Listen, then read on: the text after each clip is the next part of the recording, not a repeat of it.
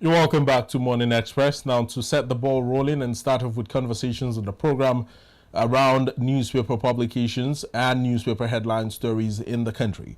We're being joined at this moment by Mr. Yusuf Muyideen Ahmed, who is a public affairs analyst as well as a geospatial development consultant. A very good morning to you, Mr. Yusuf. It's wonderful to have you join us here in the studio. Good morning, moderator. Yeah. It's nice being here. You have a wonderful studio. Thanks for the compliments. Let's jump straight into the issues in the news, and a good place would be to start with Rivers State, where all eyes on the nation in terms of the issues that will now become history and the antecedents that will be set in this regard. Yeah.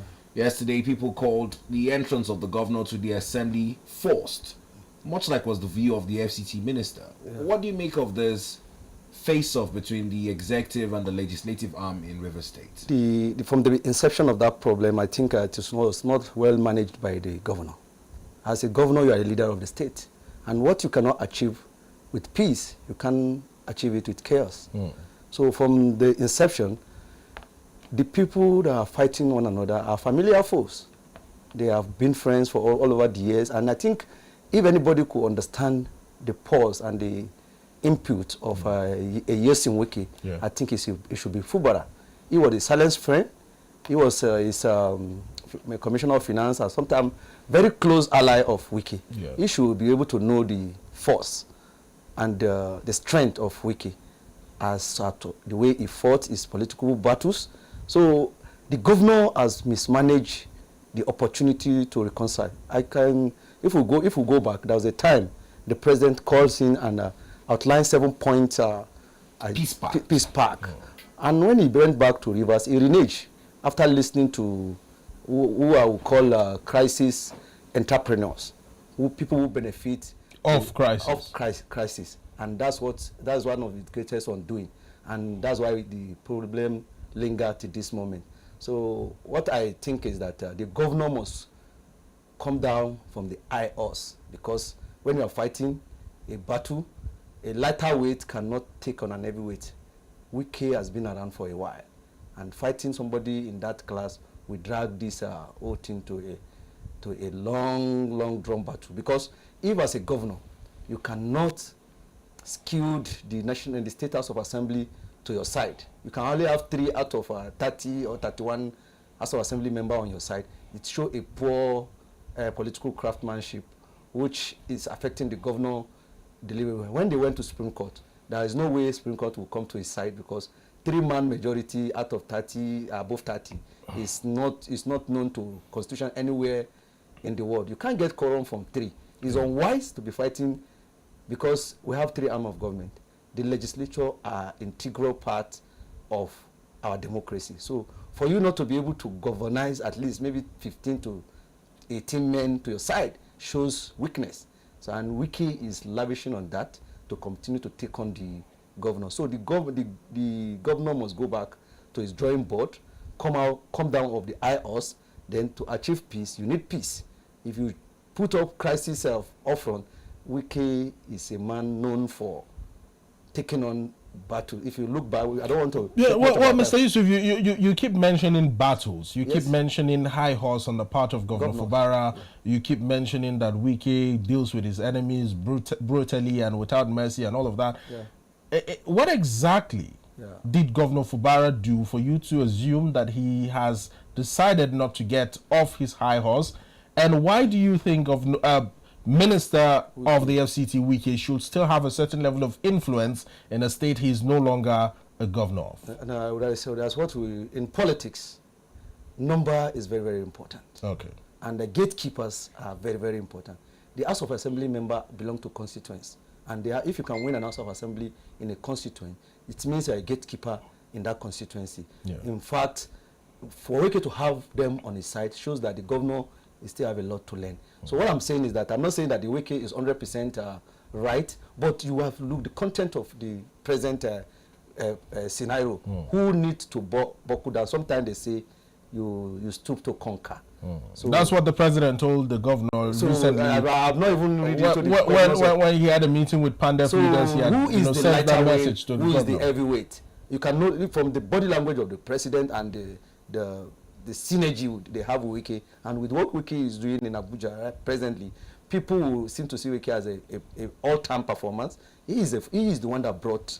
I have just one question. I have just one question, Mr. Yusuf. Yeah. If the governor, Sasiminalai Fubara, had decamped to the All Progressives Congress at the same time the Matthew Amaule-led faction of the Rivers State House of Assembly did, tried to, there's no, because the court has come out clean that there's no evidence to such effect. We'll still get back to that. We'll still get back to that, because as far as we're concerned, the reason for all this crisis right now is that move for defection. However, my question still remains. If Governor Fubara had defected to the APC, would all of this crisis have still happened? You see, defection to the APC, it has to do with what relationship is the president having with Wike. In recent time, president has not come out to tell anybody that you are my brother. Like, twice, president has been asked, what's relationship? He said, Wike is not only my friend, it's my close confidant. The president said that. And in recent time, in the media chat, the president came out and said, Wike is a good man. It does a presidential endorsement of the personality of Wike. So that's the relationship that exists within the president. So if you want to cross to APC, you know there's a political game you play in the night. So Wike's conscience will be sought as to maybe you can move, or you can move, or you cannot. So Wike seems to have the 4 aces in this particular game. So I am, Fubara is a gentleman, a man that is calm and level-headed, but he was ill-advised at some time in this. Now, one of the two personalities that we're quarantined, as much as they are not indigenous of Rivers State in this matter, is President Bola Ahmed Tinubu on the one hand, who now has been very instrumental in resolving the Lagos Assembly crisis.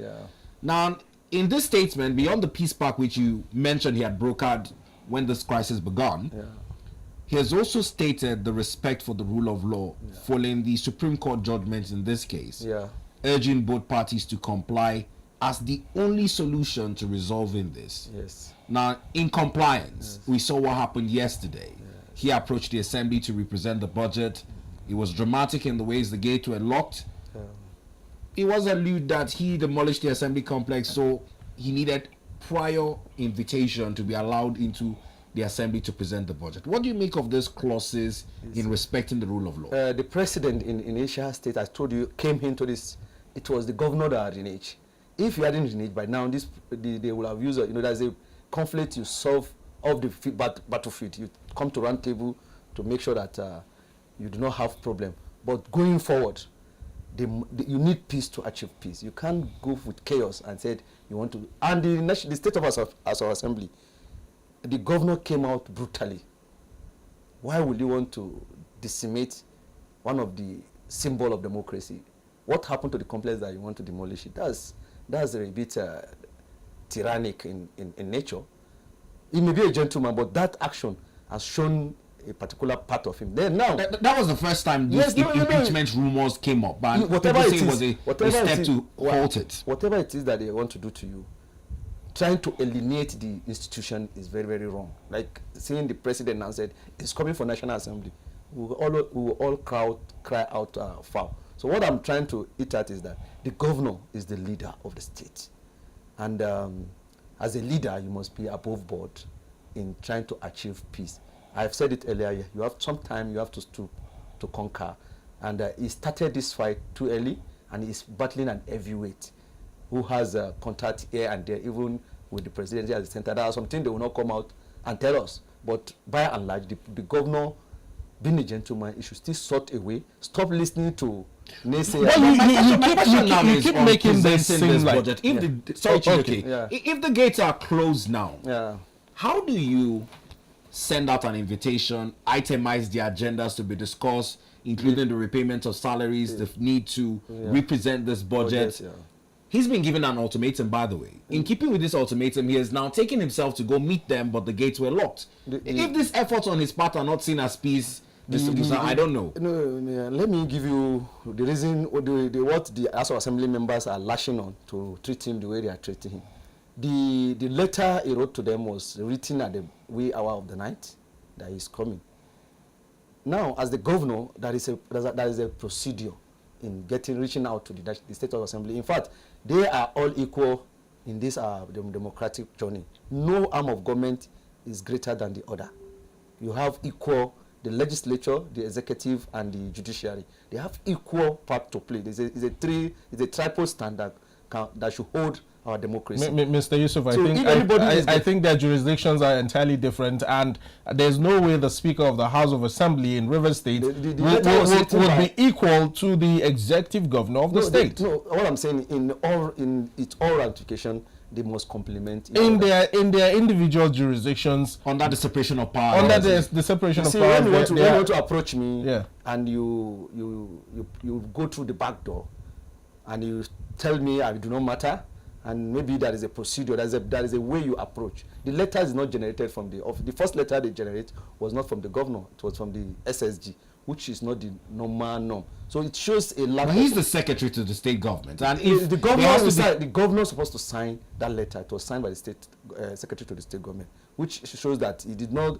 Maybe there is a lot of bureaucratic deficiency. If this issue, if this particular crisis had not been ongoing in River State, Mr. Yusuf, would Matthew Amaule and his men refuse to receive or acknowledge a letter sent by the secretary to the state government for any other matter? When I don't like you or we have a problem with you, he was trying to alienate them. He took them to court, and you think when my enemy who hit me below the bed in a fight is coming to me next time, because right now I will not sit down lightly. That will be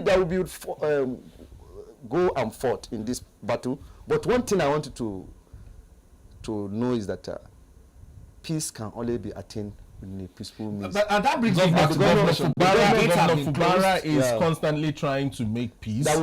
Because at first, after the president had waded in and asked that leaders of PANDEF, talk to the governor and all of that. Even before that, the governor had issued an invitation to them, which you said was done wrongly, being that it was sent via the office of the SSG. Now, that invitation might have seemed like some sort of undermining their power. Quite understood. But the governor now took himself with his members of, with his cabinet and all of that, and decided to go to the River State House of Assembly to have that meeting that he had earlier called Matthew Amaule and his men to come and have. Do you still think that the governor is not charting a path towards peace? The governor, I've told you that they are familiar foes.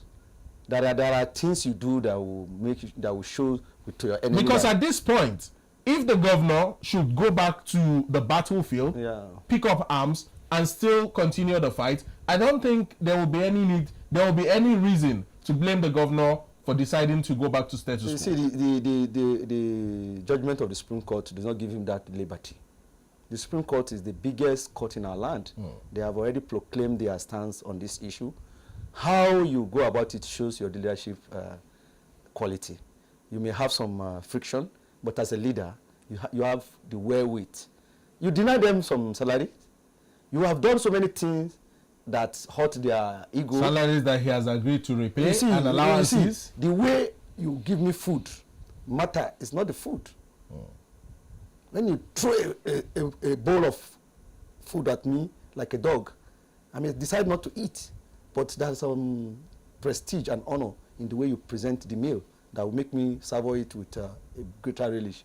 I think this issue, the governor need to play the gentle one to be able to achieve. Yes.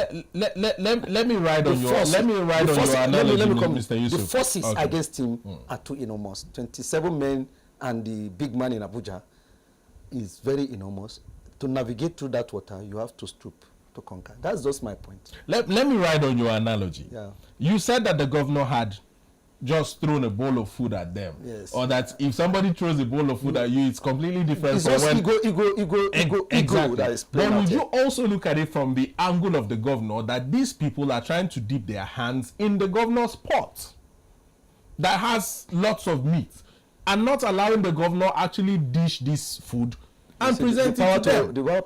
So if they're trying to put their hand in the pot, the governor has every right to fight back. The power to appropriate funding is solely the power, the prerequisite of the State of our Assembly. The governor can just make a presentation, and the State of Assembly, if they know what they are doing, and say, no, we are representing the constituents. This should go there. The money does not belong to the governor as a private person. It belongs to the state. Now on that comment, one person who agrees with you is the FCT minister, but the way he presented it yesterday, a lot of people have reacted that it was indeed demeaning. He said who was Governor Siminalayi Fubara, who knew him, that he is more known than him, and that he is using allocations to fight him. And hence, he's happy that the Supreme Court has halted allocations going to River State. The major thing is that when you are winning a battle, you may feel a bit hung-ho on that part. You will raise your shoulder. That's what the minister is doing. But the governor, as I've told you, there is an adage in Yoruba that said, you know, when you are selling palm oil and somebody that have sand is passing by, you know, by the time they pour sand into your palm oil, the palm oil is gone. Yeah. So the governor is a man who have something to lose. He's the one who is to lose that. He will have something to lose. So anyway, peacefully to navigate through this water, the governor should. I still want him. He's a gentleman. He has what it takes. If he can clear this route, he will be one of the greatest governor Rivers has ever produced, because Wike has laid a lot of foundation to make that state one of the greatest states in Nigeria. So if he can navigate this water, better days lies ahead for Fubara. But he must not listen to naysayer. After all, they are best of friends with Wike. They were. They up to tomorrow. They were. You know, I should know your soft spot. I should know what you want if you are my friend. But it seems as though that was not his position at the media parley yesterday. He seemed very offended. Yes. But let's leave them. Let's talk about the people of River State, because they are the ones who would lose the most. When two elephants fight, it's the grasses that will suffer. Agree. And that's why I want the governor to conquer. Now, the issue is that we've seen threats from different organizations in River State. We've seen from militants. But one part of the state in its ethnic group that is calling for a win-win for both the FCT minister and his camp and the governor is the Pan-Niger Delta Forum. Yeah. They are looking for a win-win in this situation, so that everybody will be carried along at the end of the day. But in the initial stage, may so rest in peace. By Edwin Clark, who passed at the age of 97. Yes. It's on a very sad note in terms of his passing, and we continue to commiserate with the family. The Pan-Niger Delta Forum, following the passing of Pa Edwin Clark, now has a new leadership. Yeah. And under this new leadership, there was an invitation handed out by President Bola Ahmed Tinubu, which they obliged. And even in attendance was the River State governor. But in the wake of this, all outcomes for a win-win, as prescribed by Niger Delta Forum, seems to be falling on deaf ears from one organization. Many are calling it bluffs, that the threats coming in from the militant group is nothing to go by or would not carry weight. But we all know history, and we've seen how much the agitations in the Niger Delta led by militant groups were. Whilst in some way they've been factored into securing the pipelines. Beyond PANDEF calling for an easy way out, the militants are threatening that should the governor be impeached, that Nigeria's pipeline installations would pay the price. What do you make in this? That's why I said I will still stand on my point of the governor. Yeah. Under your watch, what happened will be associated with you. And we will thank God our crude daily output has improved due to the way the president has been managing the crisis in the Niger Delta. They're going to clean up recently. They're going to people who are in the villa. Just hold your thoughts for a bit so we have a smooth running conversation. We'll just take a short break, and when we return, we'll revisit this issue with calls from PANDEF for a win-win outcome in the River State crisis. Stay with us. The overall function of the parliament is adequate representation of their constituents in state echoes to federation. Removal of fuel subsidy, resources to critical sectors such as education and health. A call to unity and progress of the Federal Republic of Nigeria.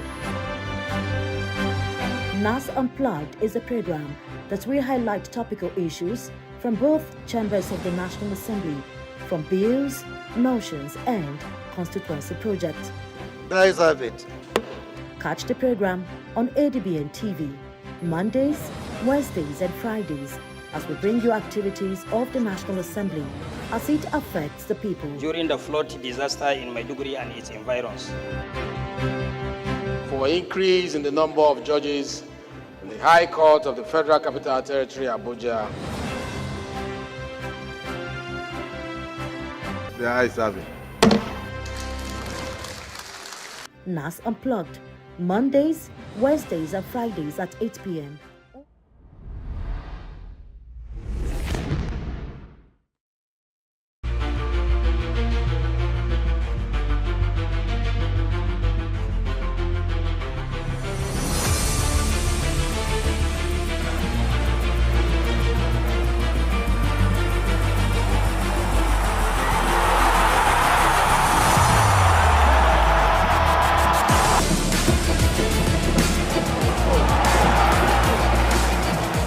The stakes are high as the Super Eagles of Nigeria are back in action in the 2026 FIFA World Cup qualifiers as the hunt for a ticket to North America heats up.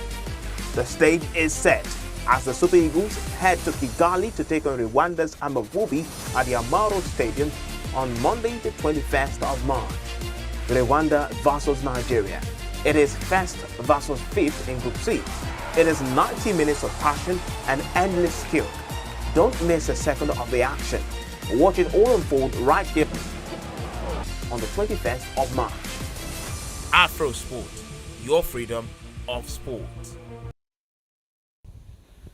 Welcome back to our flagship program, Morning Express, live on ADBN Televisions, as we continue to dissect the issues in the news. Just before the break, we're talking about the call from the Pan-Niger Delta Forum, PANDEF, for a win-win outcome in the River State crisis, whilst the pro-Wike lawmakers are frustrating the budget presentation.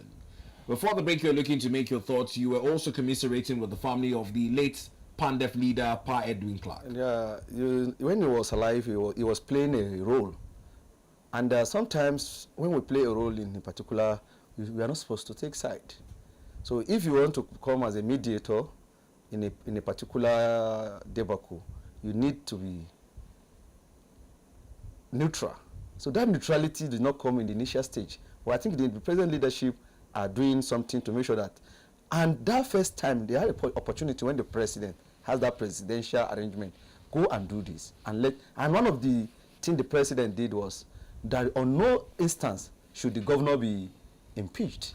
It was clearly stated out in that because the president know that the governor may be ill-advised and is learning the rope. So that's why sometimes exponential experience is not something you get in the marketplace. Bringing somebody who has not been in the corridor of power, he has been a civil servant and administrator all his life, into a political terrain, sometimes will present some challenges. So what I just know now is that His Excellency is learning through the rope of what politics is all about. Managing the people, managing about 30 different interests from all the local government in River State. You need to be more politically savvy to be able to navigate the water. So what you think PANDEF is doing wrong is taking a side in the initial stage. They have that now. They are now neutral. That's why they come back to the president. Initially, the president has waded into this, and when the president will come into any issue, you know the information at the desk of the president are enormous. He knows the nitty-gritty of what is happening in the rivers. He have advisors that will give him advice as to what to do. They gave them a seven line. So having intervened, the governor is wonder renege, and that because maybe some of the terms of agreement favor the Wike side more. So, but the naysayer said no, don't agree. One thing I want us to know is that Wike love football more than any one of us. I doubt this statement. When Fubara was looking for the governor, none of us were there. Yeah. It was Wike that stands his ground, and there are people that are better, more experienced, have more political CV than Fubara. This was done. This was have control in some way. And the fact that that particular act is a control on its own. And the fact that And he you should know that is Fubara's godfather, was Fubara's godfather. As it stands now, their relationship is severed, And I doubt if this statement that you just made about Wike loving Fubara more than anybody else is true. You see, it's just like we are a spiritual being. And sometimes when we are challenged in life, we go back to God. Because he loves us more than we do. We said Godfather. You know, sometimes we are not Englishmen, but we have English word that we call the Godfather. So sometimes you have to. I will still use this word. You need to conquer. The journey of Fubara is still. It has a long. Wike, as far as I'm concerned, politically and their generation, they are winding off. These are the future leader. So the way you manage this crisis will show.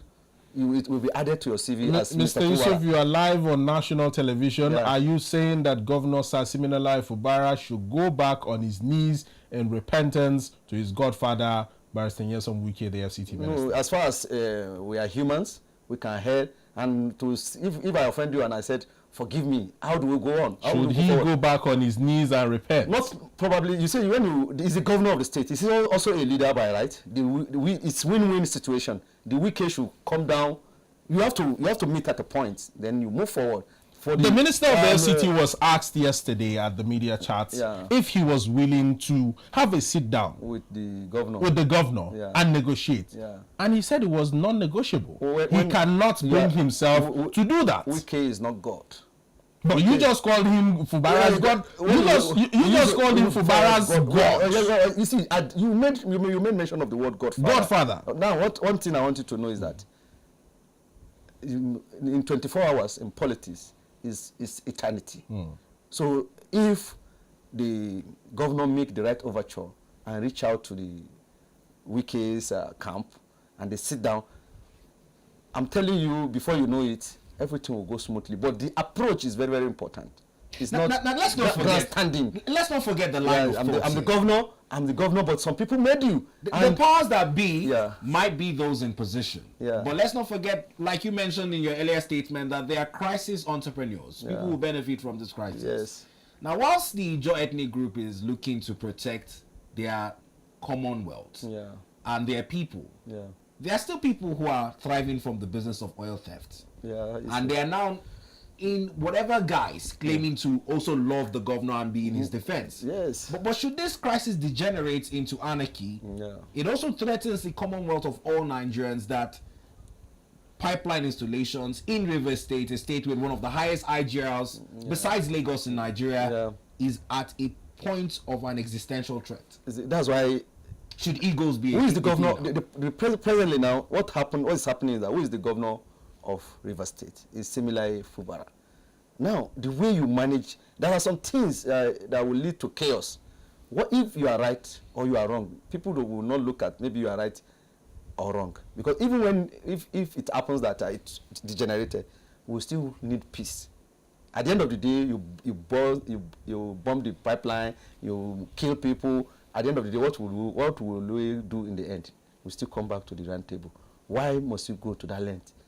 If you can just make the right overture, he has the key. He is a governor. You can see the president. You can see the NSA.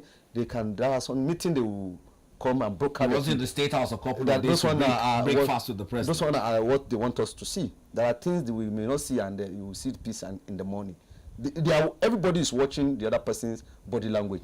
One thing that is very, very important that we should look at is Wike as the governor, as a former governor. Is it a very big interest in River State? They have a structure that brought in, and they invested immensely their time, their resources, and suddenly some outsiders will come and take it away from them. Wike himself is fighting for political survival. But is this office not meant to serve the people? We now make it seem as though it's a business. You see, since they have invested, since they have put structures on ground, they need to recoup from their investment. Human being everyone is fighting for survival. Is survival above the interest of the people who are called to benefit? If I'm a local government chairman, I came from a particular interest.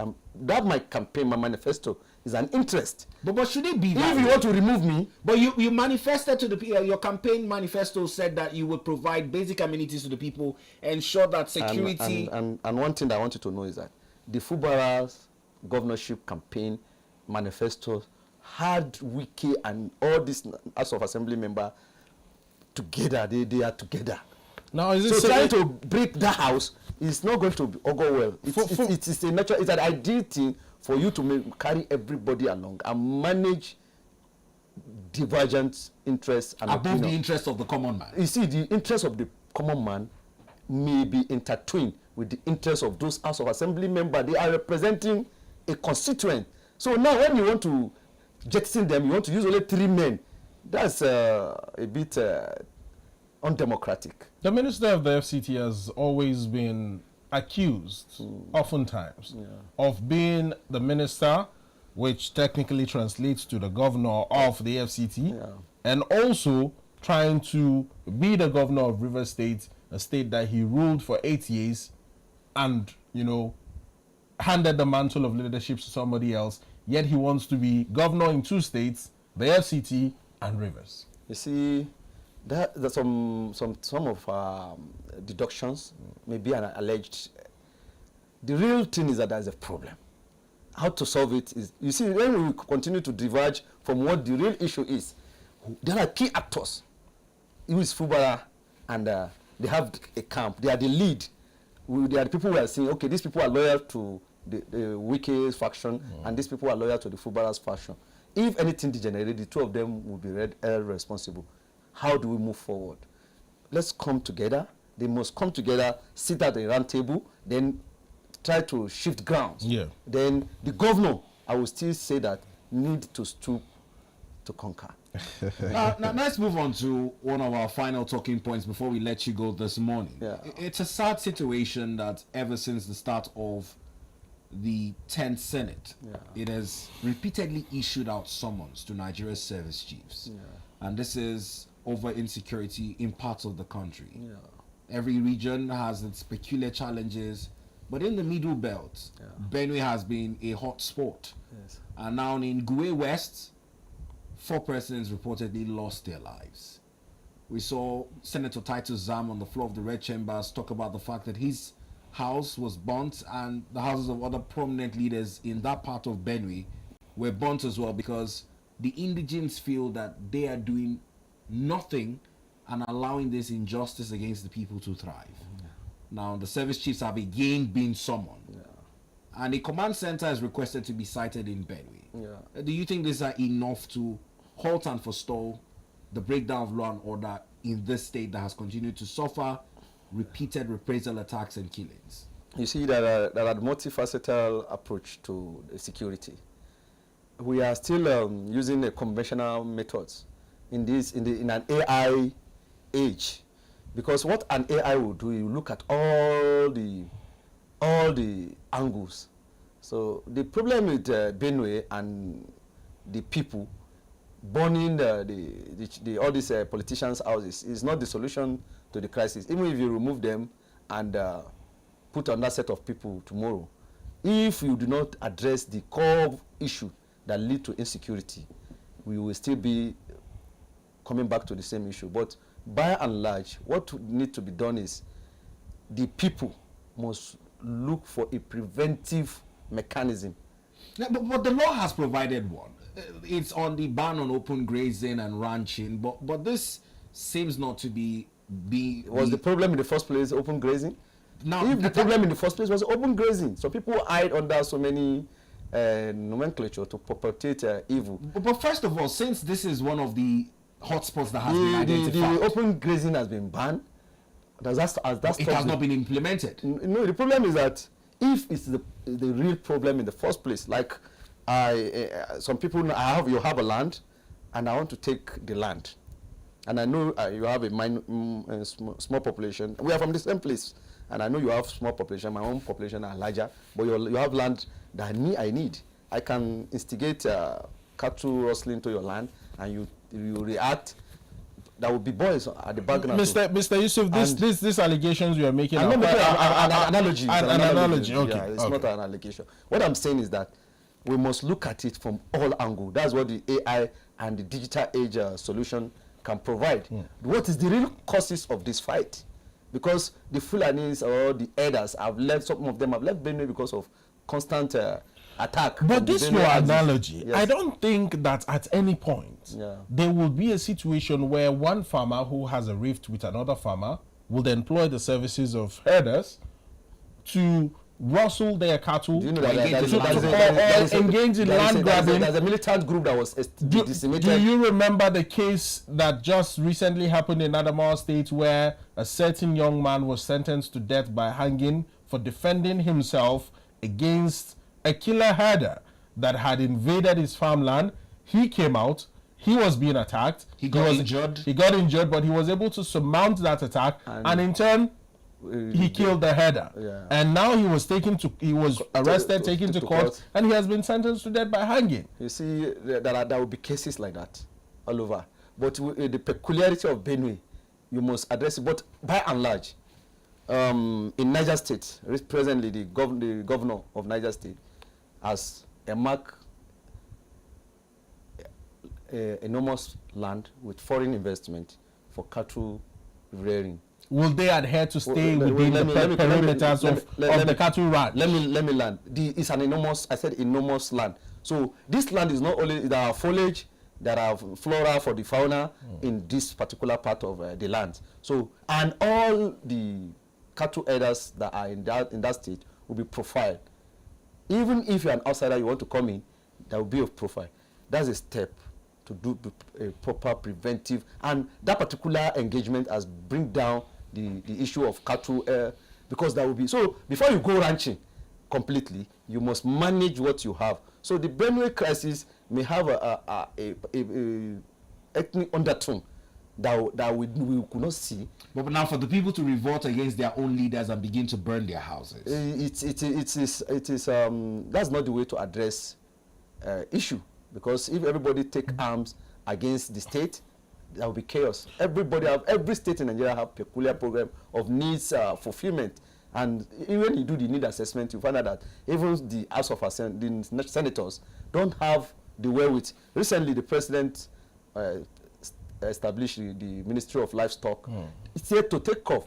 These are preventive steps being made to make sure that the herders farmer clashes is addressed, so that Nigeria can move away from open grazing to proper ranching and this 21st century farming methodology. So these are the... On countless occasions, on several bases, we have seen the Miyetti Allah Cattle Breeders Association coming out to state that open grazing is and has always been a part of their culture from time immemorial, and that the herders themselves, who are also nomads, have been known historically to transverse through Africa, West Africa, and in Nigeria. They have certain grazing routes that they have to follow even in modern day times. And these cattle grazing routes involve certain areas even in metropolitan cities like the Federal Capital Territory. Do you see an end to this anytime soon? And do you think the Miyetti Allah Cattle Breeders Association will succumb to these modalities being put into place like the one made by the Niger State governor? Yeah, let me give you see the Niger State issue now. They are incorporated. The Niger State branch were incorporated into the what we need by and large when the Ministry of Livestock and they roll out their program. When we profile all our herders, we have their population. We know who is coming from outside, who is here, who is where. When you know when, where, and why. Why are you here? I'm here to graze. Now, this is the territory where you can graze. The land is there for you to graze. But don't, then if you are not engaging, the engagement is what the ministry is set out to do. Before the room is left open, there is no any sort of engagement. Now, when the ministry is put in place and they evolve proper, like you say, you have grazing route across the breadth of Africa. But today in Chad, from Sudan, this Sudano-Sahelian region, do you hear in Rwanda or any part of those Sudano-Sahelian region, do you hear any issue of cattle rustling and insecurity as a result of they have had a mechanism to make sure that the herders respect the farmers and they know their boundary. Let me tell you, they are interwoven. If I have a comprehensive mechanized farm, I have flora for my fauna. As I plant the maize, the beans, their foliage are meant for the the cattle and the sheep. So these two are agricultural sector. If there is an understanding and there's an engagement, the government come and play its role of preventive. I'm telling you, within some time, all these things will be a thing of the past. Then civil strife or ethnic coloration may be an undertone. That's why the AI, the digital solution must be sought so that we can move ahead. All right, Mr. Yusuf Muyideen, this is a fine place to leave the conversation, but we must thank you so much. It's been wonderful having you join us here on Morning Express. Good morning. Thank you very much. I really appreciate your time. Well,